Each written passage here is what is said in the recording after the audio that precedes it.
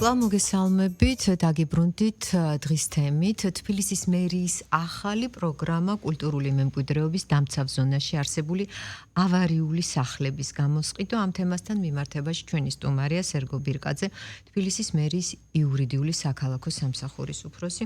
ბატონ სერგო, მოგესალმებით, მადლობა ამ აქტუალური თემით შემოგვიერთდით და დღეს ძალიან ბევრ კითხვას გაეცემა პასუხი და უპირველეს ყოვლისა ვისაუბროთ იმაზე, რომ წლების განმავლობაში თბილისის მერიამ ამ მიმართულებით არაერთი პროგრამა განახორციელა და რა თქმა უნდა სიახლეებზეც გავაკეთებთ მთავარ აქცენტებს. გისმენთ.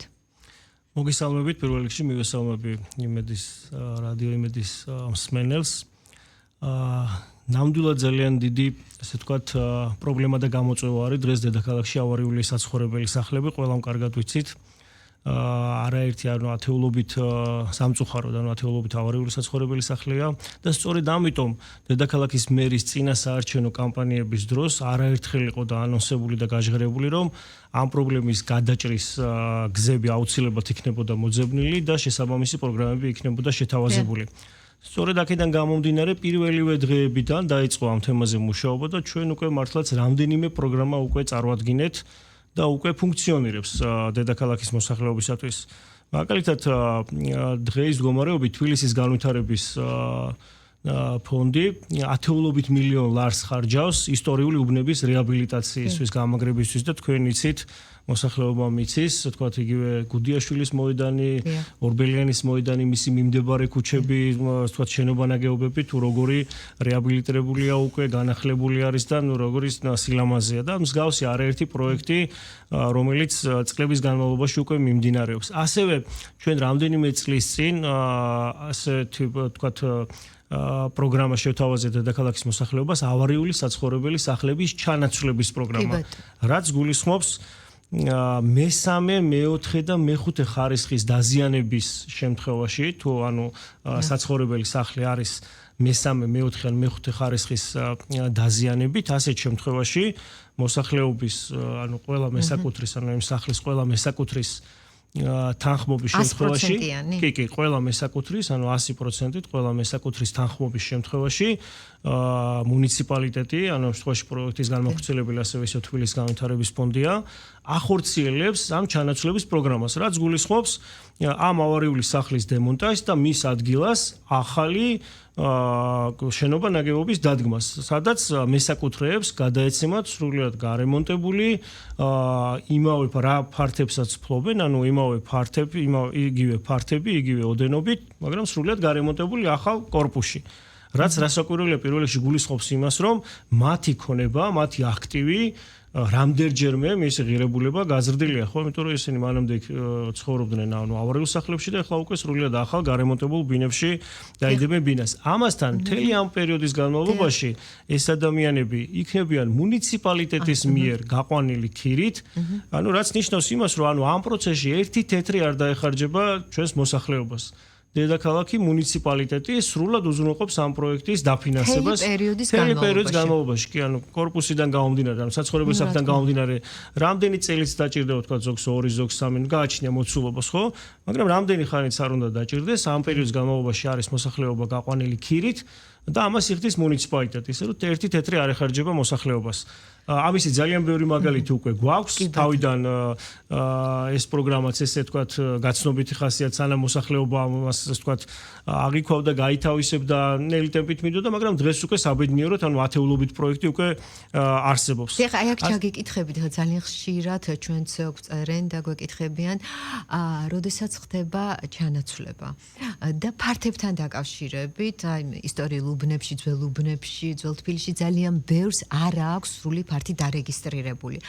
ჩანაცვლების პროგრამაში მონაწილეობისას აუცილებელია სრული ფართი იყოს დარეგისტრირებული. თუ რაც დარეგისტრირებულია, იმ ფართის შესაბამის მიიღებს მკვიდრი მოსახლეობა. კი, რადგან მაშინ ჩანაცვლების პროგრამასთან დაკავშირებით საუბრობთ, კი, რასაკვირველია, ჩვენ არა ვართ ხმარეგისტრირებული ორგანო, ჩვენ ვეყრდნობით საჯარო რეესტრის მონაცემებს, რაც არის რეგისტრირებული ფართები და ამ ფართებიდან გამომდინარე, მათ საკუთრებაში არსებული არანაკლებ მის საკუთრებაში არსებული ფართი გადაეცემა გარემონტებულ მდგომარეობაში. იქ არის კიდე გარკვეული გამონაკლისები, თქვათ იგივე ბინათ მესაკუთრეთა საერთო ქონებასთან დაკავშირებით ამ ეს თქვათ ავტოფარეხებთან მიმართებაში ხვენზე სარდაფზე რომელთან გარკვეული გამონაკლისებით გინდება თუ თქვათ იგივე თქვათ ხვენი იქნება ეს თუ სარდაფი ან სხვა ფართი ანუ ბინის გარდა თუ ის საცხოვრებელი დანიშნულებით გამოიყენება მათ ასეთ შემთხვევაში რასაკვირველია ეს ფართიც მათი კუთვნილი იქნება და მათ აუცილებლად რა თქმა უნდა დარეგისტრირება რასაკვირველია ხო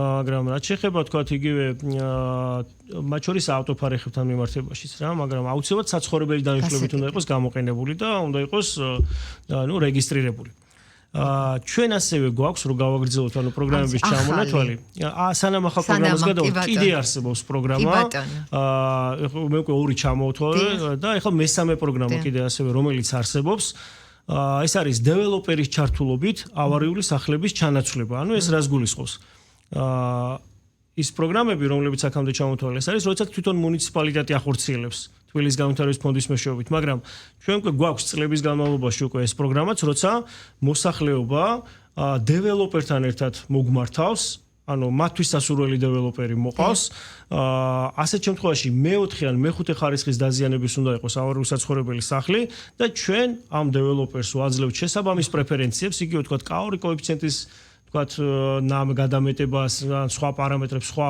ხელშემწყობ ღონისძიებებს უდგენთ ამ დეველოპერს იმისათვის, რომ მან უზრუნველყოს ამ სახლის დემონტაჟი და ამ ადამიანების დაკმაყოფილება.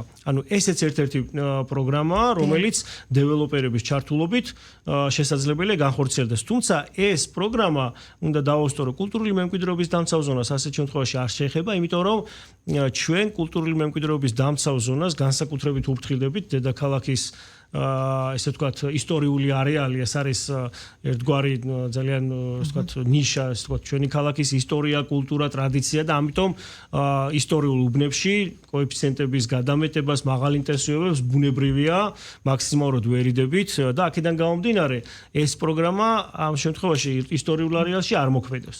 მაგრამ ისტორიული არეალის მიღმა რასაკვირველია მოქმედებს და აქაც ამ შემთხვევაშიც არაერთი მაგალითი გვაქვს ამ პროგრამების განხორციელების და უკვე რეალიზებული არის ეს პროექტები საბედნიეროდ, ანუ ყველაზე მნიშვნელოვანი ის არის, რომ მერის დაპირება, რომელიც იყო წინასაარჩევნო კამპანიების დროს, რომ ამ პრობლემის გადაჭრის გზები მოიძებნებოდა, ეს პროგრამები უკვე არსებობს, უკვე დაწერილია, უკვე მოქმედებს, არის შეთავაზებული და თუ დედაქალაქის მოსახლეობას ამის სურვილი ექნება, მათ აქვთ უფლება რომ გამოიყენონ. ანუ ეს შეთავაზებები უკვე არსებობს.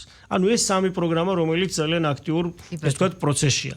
თუმცა ჩვენ რასაკვირველია კიდე ვიფიქრეთ და დადგა ესეთი საკითხიც, რომ ზოგჯერ ადამიანებს სურთ მესაკუთრეებს სურთ რომ თქვათ ვერ ელოდებიან, ანუ არ აქვთ თქვათ რაღაც ინტერესი იმისთვის, რომ თქვათ ამ შენებლობის პროცესს დაელოდონ და určeniet.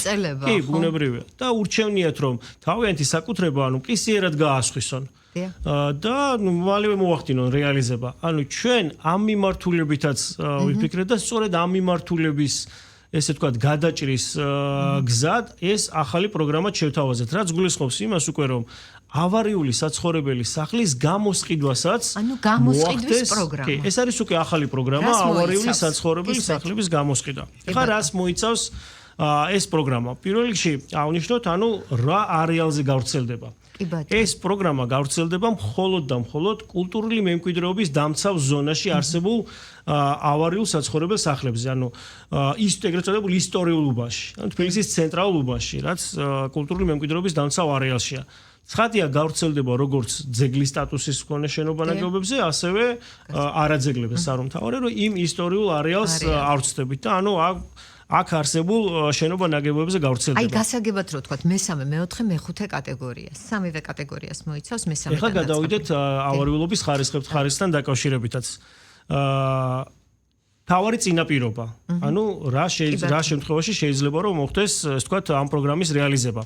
ანუ საცხოვრებელი დანიშნულების საცხოვრებელი სახლი უნდა იყოს აუცილებლად, მრავალბინიანი და ავარიულობის ხარისხი, ანუ ერთ-ერთი მნიშვნელოვანი კომპონენტი, რაც აუცილებელი არის, რომ ანუ მოხდეს აი ამ ავარიულობის, ვთქვათ, გამოსყიდვა.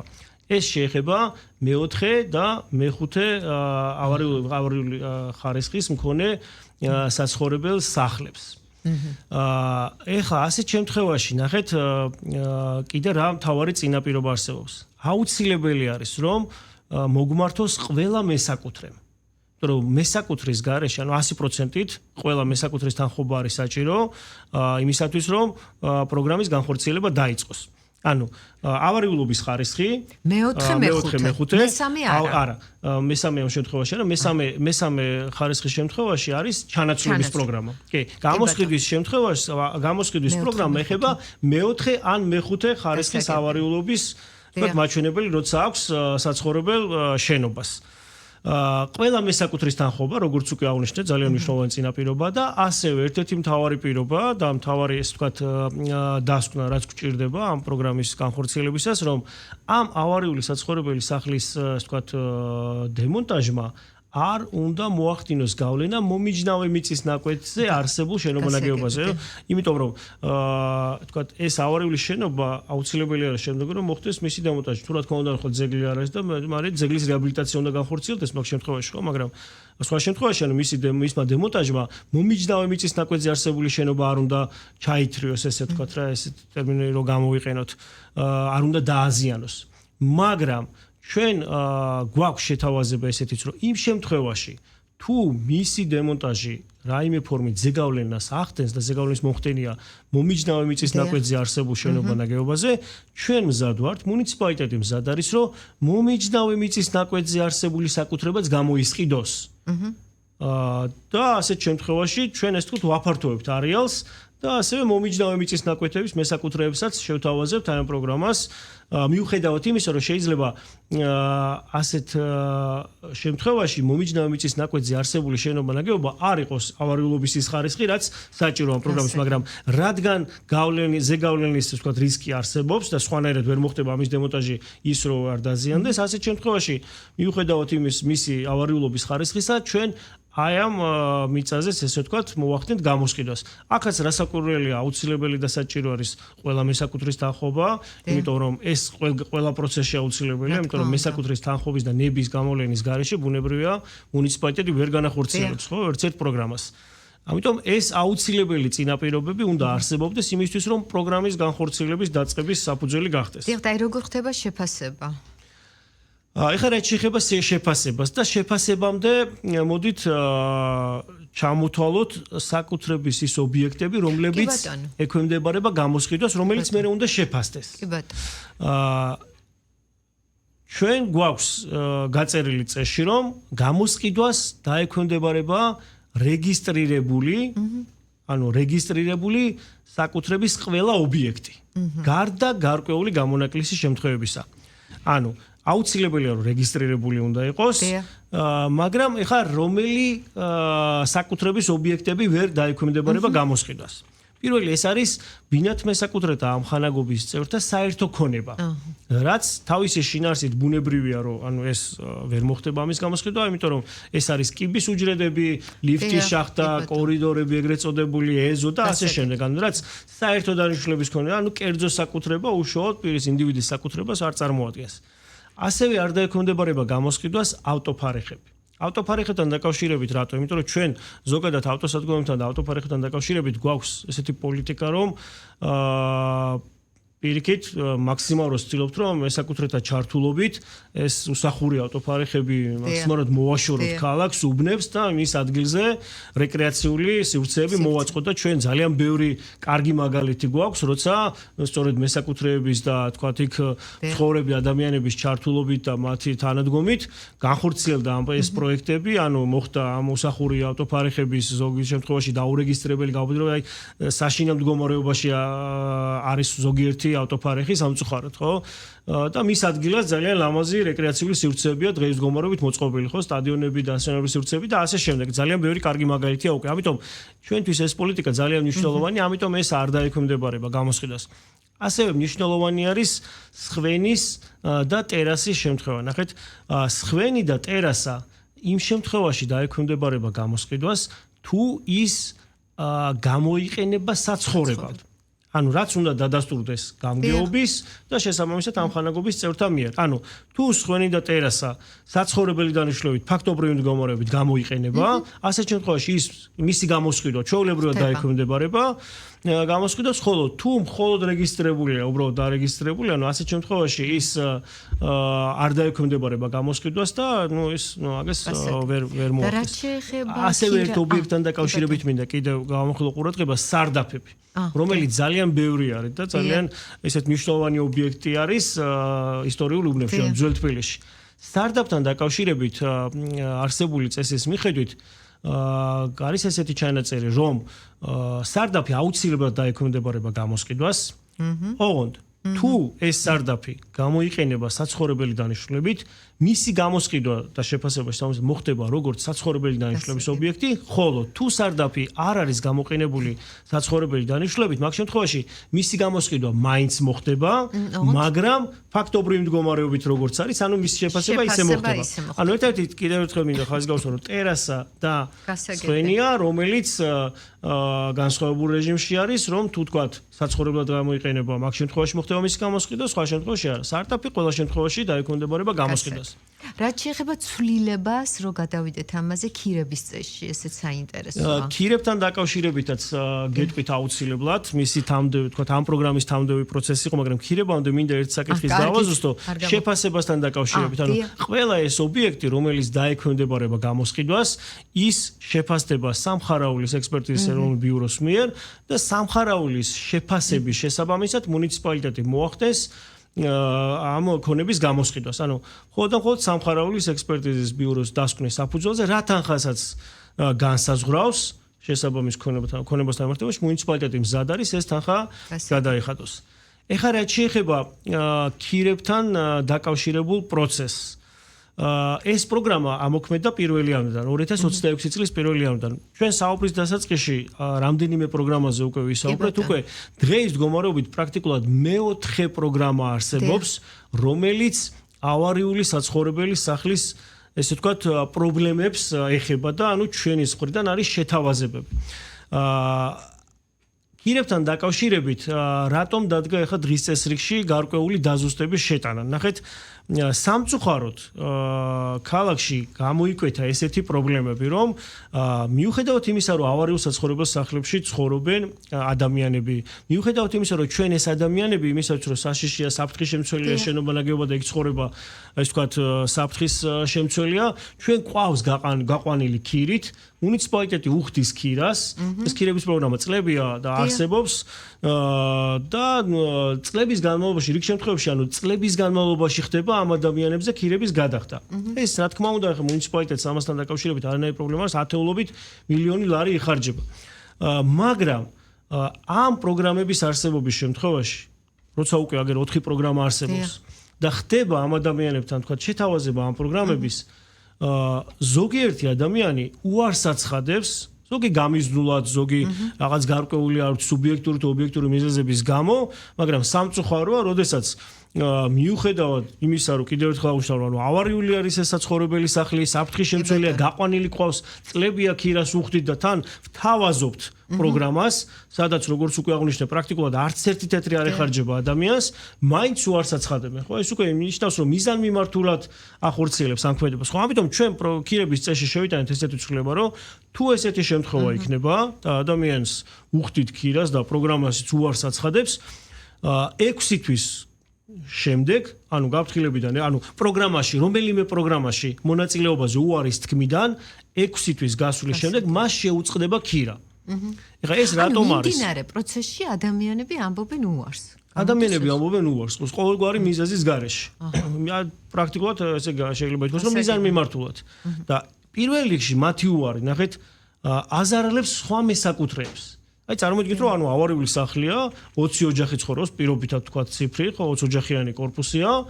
20-დან 19 თანახმარის, რომ ჩანაცვლების პროგრამაში, ან გამოსყიდვის პროგრამაში, ან რომელი პროგრამაში მონაწილეობა მიიღოს და ერთი ადამიანი უარს აცხადებს ამ პროგრამაში მონაწილეობაზე. პირველ რიგში ეს ხომ მათ აყენებს ზიანს, ხომ ესაკუთრებს, თორე მუნიციპალიტეტის მხრიდან ხდება რა, რომ ანუ უბრალოდ შეთავაზება არის ეს გაკეთებული და ისევ და ისევ, ანუ მესაკუთრების კეთილდღეობის გაუმჯობესებისთვის არის ეს პროგრამა მიმართული, ხო, მაგრამ თუ მათი თანხმობა არ იქნება, ჩვენ ხო ვერ განვახორციელებთ. ამიტომ მათი ეს უარი პირველ რიგში ამ მესაკუთრეებს აზარალებს. და ამიტომ ჩვენ რაღაც ერთგვარი წამახალისებელი ფორმის ეს თქვათ შემოღების მიზნით, იგივე რაღაც გარკვეული პრევენციული ხასიათიც რომ მიიღოს რაღაც უარყოფითი ნეგატიური გადაწყვეტილებების მიღებისთვის, ამიტომ მივიღეთ ეს გადაწყვეტილება, რომ 6 თვის ვადის გასვლის შემდეგ, თუ ამ კიდევ აძლევთ 6 თვიანი ვადას, რომ მოიფიქროს. მე უკვე შეუწყდება ქირა და ეს უკვე იქნებ გახდეს იმის საფუძველი, რომ რაღაც გადაწყვეტილება შეცვალოს. ასევე თუ თქვათ ადამიანი არ მონაწილეობს ანუ ქირის პროგრამაში, ანუ არ არის საჭიროება, მაგრამ ზოგადად ანუ არ არის თქვათ გასული და არც გამგეობის მიერ არც თვითონ არ აქვს მოთხოვნილი, მაგრამ თვითონ შეიძლება დადგეს ესეთი შემთხვევა, რომ უცბად გახდა მოისურვა მოსახლეობამ, რომ მოხდეს ესე ვთქვათ ჩანაცვლების პროგრამა და დადგა. არ იყო საჭიროება და დადგა, ხო. ანუ ასეთ შემთხვევაში, ანუ მას ეს ქირის პროგრამა და უარი თუ აქვს გაცხადებული ჩანაცვლების პროგრამაში, მას ასეთ შემთხვევაში, ანუ მასაც არ მიეცემა. მაგრამ აქვე დავაუწყებ, რომ თუ ამ ადამიანმა შემდგომ შეიცვალა აზრი და თქვა გამოხატა თანხმობა ჩანაცვლების რომელიმე პროგრამაში მონაწილეობაზე, ასეთ შემთხვევაში მას რა თქმა უნდა ჩვეულებრივად გაუგრძელდება, აღუდგება და მიეცემა და ჩვეულებრივ სხვა მესაკუთრეებთან ერთად იქნება იმ რეჟიმში, რომ ქირების ანუ ქირის გადახდაც მოხდება მასთან მიმართებაში და ნუ ეს თქვათ შესაბამის საკუთრების მიცემაც.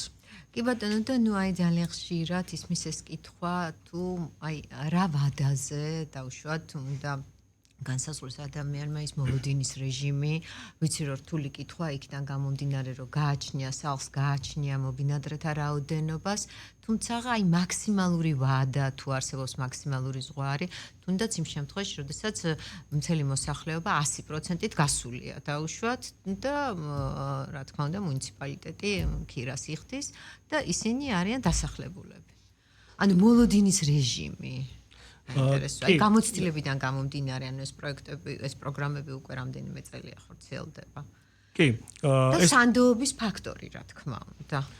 კი, ეს პროგრამები უკვე საბედნიეროდ რამდენიმე წელია უკვე ფუნქციონირებს და სანდოობასთან დაკავშირებითაც მართლაც გაზრდილი არის უკვე მომართვიანობა, იმიტომ რომ ყოველ ახალ პროგრამას როგორც წესი, ანუ ადამიანები რაღაც დაკვირვების თვალით რაღაც ესეთი ცოტა უფრო მეტი სიფრთხილით უყურებთ, მაგრამ უკვე პირველი, მეორე, მესამე უკვე რამდენიმე პროექტი ძალიან კარგი მაგალითები არსებობს უკვე წარმატებული პროექტები, უკვე დასრულებული პროექტები და ამან უკვე ძალიან ცხადყო და მოსახლეობაშიც გააჩინა კიდევ უფრო მეტი სანდოობა. პირველ რიგში სანდოობის ხარისხზე როცა ვსაუბრობთ, ანუ ყველაზე მთავარი ესე ვთქვათ არგუმენტი და მთავარი სანდოობის მთავარი ესე ვთქვათ ნიშა არის ის, რომ მუნიციპალიტეტი ახორციელებს ამას და მუნიციპალიტეტი დგას ამ პროექტების უკან, რაც მაქსიმალურად გამორიცხავს ვთქვათ რაღაც ესე ვთქვათ დაუსრულებლობის რაღაც ესე ვთქვათ კომპონენტებს, ხო?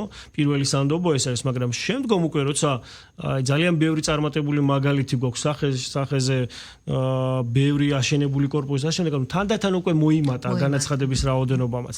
ეხლა რაოდენობას რაც შეეხება, დროს რაც შეეხება, ხანგრძლივობას ამასთან დაკავშირებით ჩვენ არ გვაქვს შეზღუდვა, არც რაიმე დათქმა გვაქვს და რატო? თავარი არის რომ არსებობდეს ის წინაპირობები, ანუ წინაპირობებში გულისხმობთ რომ მოსახლეობის თანხმობა იყოს, იქ თქვა შესაბამისი დასკვნები და ასე.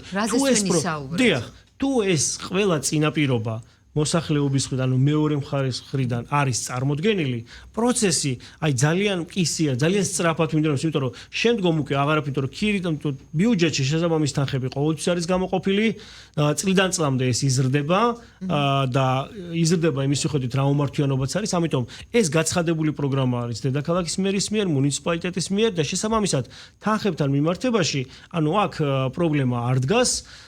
შესაბამისად თუ ის წინაპირობები იარსებებს, პროცესი მყისიერად მიდის და უკვე ყოველგვარი დაბრკოლებების გარეშე, რასაც აი თქვათ წარმოების ობიექტური ვადები ითვალისწინებს, თქვათ სამშენებლო პროცესისთვის შესაბამისი ტენდერი იქნება გამოსაცხადებელი საპროექტო დოკუმენტების მომზადება თუ ასე შემდეგ, ანუ რაც ჩვეულებრივ ობიექტურ ვადებს მოიცავს, მხოლოდ ეს ვადები არის აქ, ეს თქვათ დასათვლელი რო იტყვიან, მაგრამ ის რომ რაღაცა კონკრეტულ ვადას ვინმე უნდა ელოდოს, მოსახლეობა არა, ამისი საჭიროება არ არსებობს.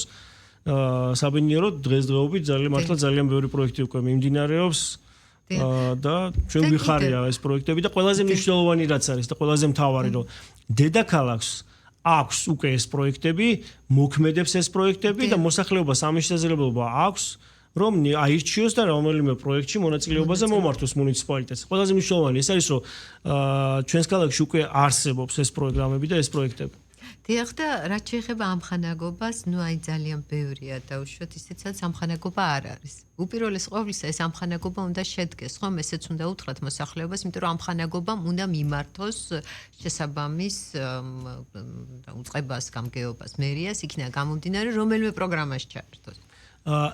ამხანაგობის შექმნას რაც შეეხება ზოგადად ჩვენ კანონმდებლობაში არსებობს ბინათმე საკუთრეთა ამხანაგობის კანონი, რომელიც ითვალისწინებს ამხანაგობის შექმნას და ამხანაგობის შექმნის ერთ-ერთი მთავარი ესე ვთქვათ დადებითი ხარი რა არის რომ ჩვენ ცალკე პროგრამა გვაქვს ბინათმე საკუთრეთა ამხანაგობის ხელშეწყობის შესახებ, სადაც ძალიან ბევრი პროგრამა, ბევრი მხარდამჭერი ღონისძიებები, ბევრი ინფრასტრუქტურული პროექტები ხორციელდება ამ BMIAS ფარგლებში, ანუ ბინათმე საკუთრეთა ამხანაგობის ხელშეწყობის ფარგლებში, რა დროსაც აუცილებელი არის ნამდვილად რომ ამხანაგობა იყოს დარეგისტრირებული, აქ არ არის რთულ პროცედურაზე საუბარი, ამხანაგობა რეგისტრირდება გამგეობაში და ამ პროგრამაში ჩართვისათვის ეს ძალიან მნიშვნელოვანი და აუცილებელი არის.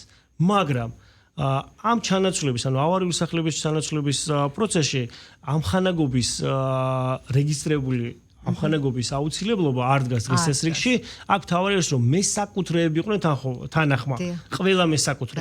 სადაც რაც ნიშნავს იმას, რომ შეიძლება იმ ავარიულ სახლში ამხანაგობა არ იყოს შექმნილი, მაგრამ ეს არ აბრკოლებს ამ პროექტების განხორციელებას. მე უბრალოდ კიდევ ერთხელ ხაზგასმით აღნიშნავ, რომ ზოგადად ამხანაგობის შექმნა მაინც კარგი და დადებითის მომტანია სხვა პროგრამების განხორციელებისათვის, მაგრამ ამ პროგრამას კიდევ ერთხელ ვიმეორებ, არანაირად არაფერ ხებს და ხელს არ უშლის ის რომ თქვა ამხანაგობა შეიძლება არ იყოს შექმნილი. თავარია მესაკუთრეები იყვნენ, ყველა მესაკუთრე იყოს თანახმა ამ პროგრამაში მონაწილეობაზე. ინდივიდუალურად აქვთ კომუნიკაცია. თუ ალბათ ეს დამოკიდებული არის უკვე ის თქვათ იქ მაცხოვრებელ ადამიანთან ზოგი არის შემთხვევები რომ ინდივიდუალურად მომართავენ და თქვათ საინფორმაციო ხასიათის შეხვედრები ტარდება, მაგრამ საბოლოო ჯამში ნებისმიერ შემთხვევაში მაინც ერთობლივი თანხმობა გვჭირდება, ერთობლივი მომართვა გვჭირდება, რომ ყველა უნდა იყოს თანახმა. საბოლოო ჯამში მაინც მანდამდე მივიდივართ. დიახ, ბატონ სერგო, მე მგონი ამომწურავად ვისაუბრეთ, რამე სხვა არ დავამატებდით. პირველ რიგში დიდი მადლობა ამ შესაძლებლობისთვის, რომ მოსახლეობას მივაწოდოთ ეს ინფორმაცია, იმიტომ რომ რაც უფრო ასე ვთქვათ, მეტ ადამიანს ეცოდინება ამ პროგრამების შესახებ, ბუნებრივია ეს ჩვენთვის ძალიან მნიშვნელოვანია და ჩვენ ძალიან დიდი იმედი გვაქვს, რომ მოსახლეობა ამ პროგრამების შესახებ თუნდაც დღევანდელი ეთერით უფრო მეტ ინფორმაციას მიიღებს. ჩვენ ასევე მზათა ვართ, რომ ნებისმიერ სერვის ცენტრში მერიას გულისხმობ, მერის ნებისმიერ სერვის ცენტრში, ნებისმიერ გამგეობაში, ანუ მოგმართონ თუ რაიმე ინფორმაცია აინტერესებთ ამის შესახებ, აუცილებლად დეტალურად აუხსნით და გვინდა უბრალოდ რომ მოუწოდოთ დედაქალაქის მოსახლეობას, რომ გამოიყენონ ეს შესაძლებლობა, გამოიყენონ ამ პროგრამების არსებობა, იმიტომ რომ მართლა ძალიან მნიშვნელოვანია და მე ვფიქრობ ალბათ რომ ძალიან ბევრ ქალაქს, მათ შორის არა მარტო ჩვენს ქვეყანაში, არამედ ბევრ სხვა ევროპულ ქვეყანაშიც ბევრ ქალაქს ალბათ არ აქვს იმის ფუფუნება, რომ ესეთი პროგრამები იყოს შეთავაზებული. ამიტომ ვფიქრობთ, რომ ძალიან კარგი იქნება თუ დედაქალაქის მოსახლეობა ამ პროგრამებში ჩაერთვება, გამოიყენებს და რატომ ეს ისე და ისე მათი კეთილდღეობის გასაუმჯობესებთ, ხო? იმიტომ რომ მათი საკუთრების გაუმჯობესება ხდება, მათი აქტივის გაუმჯობესება ხდება, ხო? იმიტომ რომ დღეს ადამიანს აქვს ავარიულ საცხოვრებელ სახლში რაღაც გარკვეული აქტივი, რომლის ღირებულება არის რაღაცა X-ი და ჩვენ თავაზობთ, რომ აი ამ ავარიულ საცხოვრებელი სახლის ნაცვლად მას კონდეს ახალი, გარემონტებული ან გამოსყიდული შემთხვევაში, ანუ თვითონ შეუძლია შეიძინოს და ანუ მას რამდენჯერმე აქვს, რომ ეს აქტივი გაიუმჯობესოს ფინანსური თვალსაზრისით და ასე შემდეგ. ძალიან დიდი მადლობა ესეც მადლობა თქვენ. საინტერესო საუბრისთვის. ჩვენს მსმენელს და მაყურებელს კიდევ ერთხელ ვეტყვი, რომ ვისაუბრეთ თბილისის მერიის მიერ განხორციელებულ პროგრამებზე, აქცენტი გავაკეთეთ ახალ პროგრამაზე, კულტურული მემკვიდრეობის დამცავ ზონაში არსებული ავარიული სახლების გამოსყიდვის პროგრამაზე. ჩვენი სტუმარი იყო სერგო ბირკაძე, თბილისის მერიის იურიდიული საქალაქო სამსახურის უფროსი. მადლობა დროებით. ნახვამდის.